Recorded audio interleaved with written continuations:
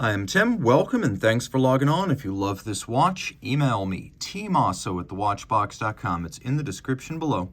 It is your purchase and pricing email question line for buying this or any watch you see on any of our platforms. Please reach out to me directly. I am tmosso@thewatchbox.com for pricing. Today, we are discussing a 2022 update of a model originally launched in 2017. This is the Patek Philippe Perpetual Calendar 5320G, only this is the -011. The original 001 featured an ivory or cream lacquered dial, and it debuted back in 2017. For 2022, Patek has given us a lovely matte opaline salmon dial, a slightly different reference number, but everything we loved about the original. So in diameter, this white gold watch is 40 millimeters. It measures 11.4 millimeters thick from lug tip to lug tip, 48.1 millimeters with a 20 millimeter spacing between the lugs. It wears beautifully on a smallish wrist like mine. My wrist is 16 centimeters in circumference, and you could see that the watch is an excellent match. I believe you could wear this watch on a wrist down to 14 centimeters in circumference, and you could see down the barrel and over the top, the lugs are not over the edge of my wrist.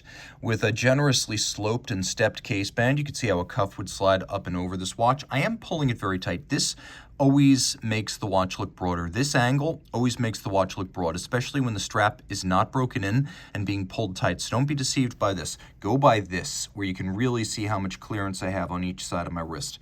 The watch features a strap of medium brown, large rectangular scale alligator leather in symmetrical scales. They didn't save any money here. This is an expensive cut of the alligator hide. You can see it's gloss with a folded edge, a monotone stitch, and then calfskin on the bottom, and that there is no crimping or gouging, which you can see well from top.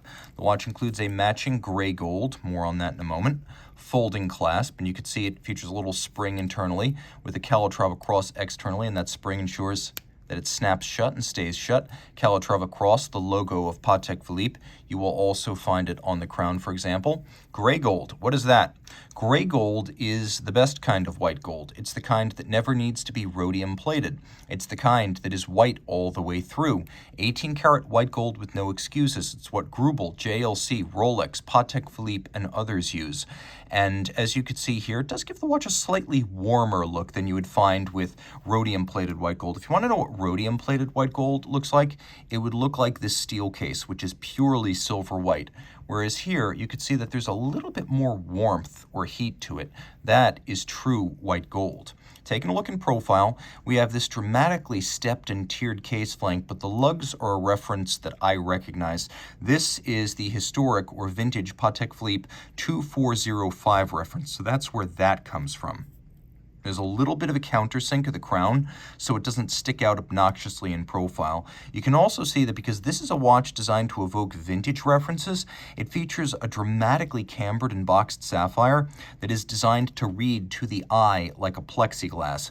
Now, the dial is a direct reference to the super rare mid-40s reference 1591 Perpetual Calendar, which featured center seconds, syringe hands, this exact same aperture style array of days and months with radial date and vertically arrayed Arabic numerals. This is the modern version of the 1591. That is exactly where this design comes from. Looking closely, you can see we have both loomed indices and numerals. The hands, the indices, and the numerals are all blackened white gold, and we have a lovely syringe profile for the minutes as well as the hours. This is a very practical watch with a perpetual calendar, a wearable size, a versatile white metal, and plenty of lume. You can wear this watch all the time, save those moments when you are swimming, but then you've got a Nautilus or an Aquanaut for that. It is a perpetual calendar, which means that you don't have to reset it, provided it keeps running until the year 2100. Leap years, irregular length months, not a problem.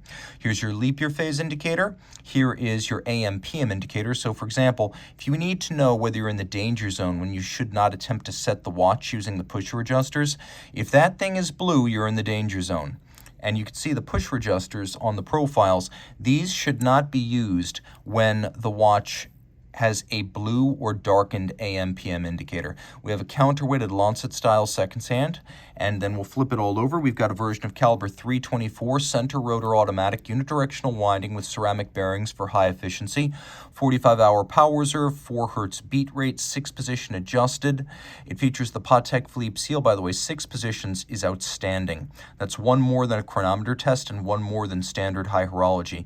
When you combine the silicon anti-magnetic Spiromax hairspring, the Gyromax style free-sprung balance, the Patek Philippe seal, and 6-position adjustment, this watch comes from the factory, guaranteed to run no worse than -3 + 2 seconds per day. Nicely decorated, pivoting on 29 jewels. You can see in particular the bevels and the interior beveling of jewel and screw sinks. Well done. Stripes, circular on the rotor, linear on the bridges, engine turning on the base plate, but also in a smaller perlage on the center of the rotor, and bevels just really are very nice. Started mechanically but finished by hand. That hand-finished rounding in the last step is one of the elements that sets Patek apart from, for example, Moser or Audemars Piguet. Patek's on a different level in that regard, with even very basic movements showing a high level of angulage. And then all this is 30 meters water resistant.